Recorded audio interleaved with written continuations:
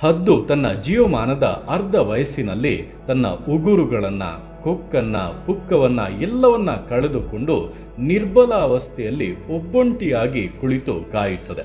ಸ್ವಲ್ಪ ದಿನಗಳಾದ ಮೇಲೆ ಎಲ್ಲವೂ ಕೂಡ ಪುನಃ ಹೊಸದಾಗಿ ಬೆಳೆಯುವುದಕ್ಕೆ ಆರಂಭಿಸುತ್ತದೆ. ಹೊಸ ಕೊಕ್ಕು, ಹೊಸ ಪುಕ್ಕಗಳು, ಹೊಸ ಉಗುರುಗಳು, ಈ ರೀತಿಯಾಗಿ ಅದರ ಯೌವನವು ತಿರುಗಿ ಬರುತ್ತದೆ.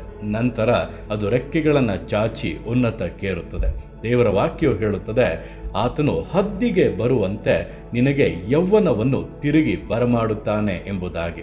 ಎಲ್ಲವನ್ನು ಕಳೆದುಕೊಂಡು ಸೋತು ಹೋದಂಥ ಅವಸ್ಥೆಯಲ್ಲಿ ನೀವು ಇರುವುದಾದರೆ ಕರ್ತನು ಎಲ್ಲವನ್ನು ಪುನಃ ಬೆಳೆಯುವಂತೆ, ಪುನಃ ಚಿಗುರೊಡೆಯುವಂತೆ, ಪುನಃ ನೀವು ಆಶೀರ್ವಾದವಾಗಿ ಬಲಿಷ್ಠರಾಗಿರುವಂತೆ ಕಾರ್ಯಗಳನ್ನು ಬದಲಾಯಿಸಲಿದ್ದಾನೆ.